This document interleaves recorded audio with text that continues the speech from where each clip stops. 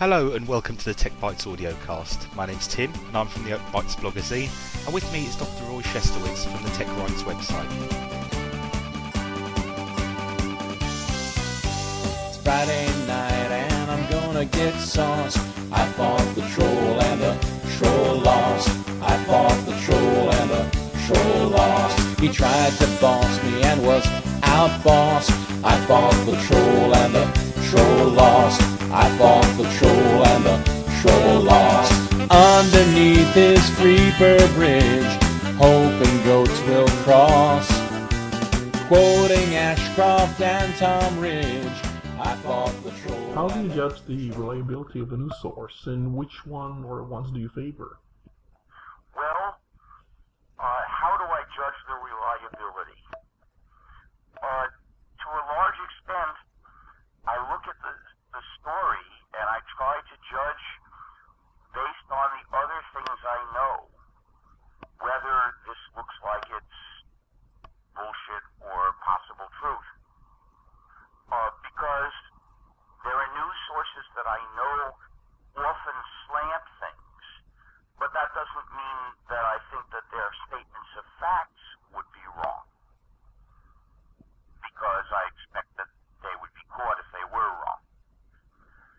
So I don't know of any news source that I could say that's a good one, because they all have their positions. They all want to say some things and not others. The question is, does it seem plausible that they would say falsehoods about facts? Because there's some embarrassment involved in getting caught in saying and giving some news that wasn't true, and that's somewhat of a factor, so that they're not likely to that many places are not likely to say things that are just false, but they may draw conclusions that don't really follow, or that reflect bias. My next question is about the GPL. More recently, there's been some exposure for what's known as the GPL.next, which Richard Fontana is No, working it isn't anymore. Basically, Richard Fontana was interested in exploring some ideas, and so he started a project to get suggestions about what to put in a copyleft license. That name was not very nice because it implied that it would be the replacement. And of course, for anyone to say, my work is going to replace your work, is a somewhat unfriendly thing to say. But that's not what he seems to really mean, so I hope that he finds some interesting ideas through this. Okay. My next question is, what do you consider to be the most effective strategy for elimination of software patents in the United States and worldwide as well? Well, it depends on the country, because this is a matter of political activity, and how to do that effectively varies from country to country. So I can't give authoritative advice to people in other countries. If I can even do so in the U.S., it wouldn't apply to other places. I can suggest possible approaches to try. Meet with officials, organize and make a protest in the street,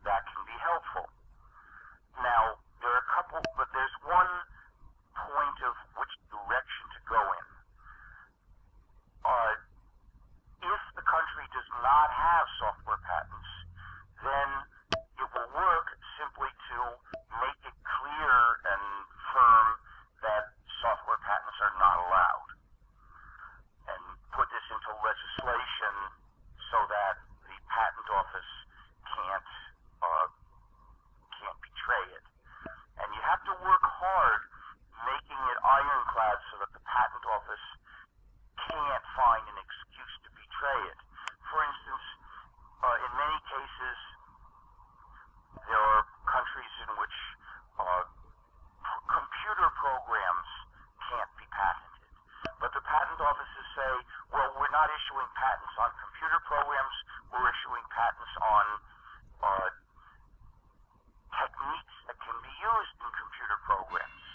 Now, we think that those treaties were meant to, and laws were meant to prevent that, but the patent offices reinterpret them in a way that means that becomes effectively void and doesn't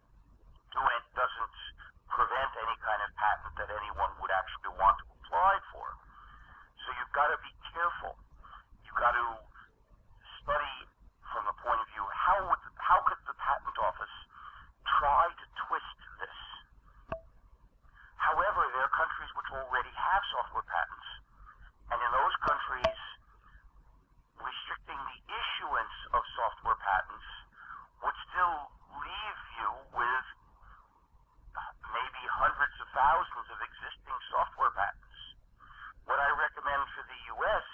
is, therefore, well, if the courts rule that software patents were never valid, they'll all disappear.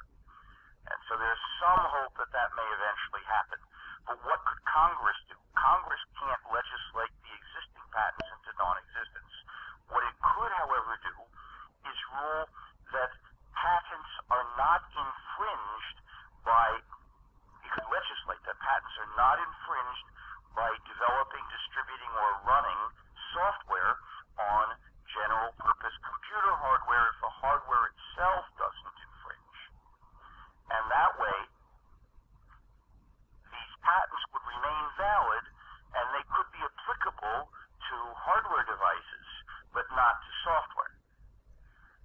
You see, patent systems don't generally divide patents into software patents and hardware patents. It's rather the patent will cover a certain idea, and maybe that idea is typically implemented in software, but the patent would also cover implementing it in hardware.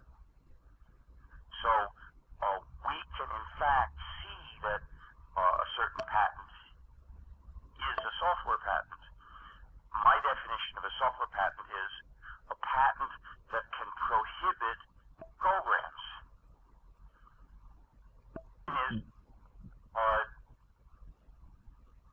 Because patents are not intrinsically labeled as software patents or hardware patents, you can't just say we're going to prohibit software patents. You've got to define clearly what it is that's not going to be issued, or else legislate about where patents apply and where they don't apply.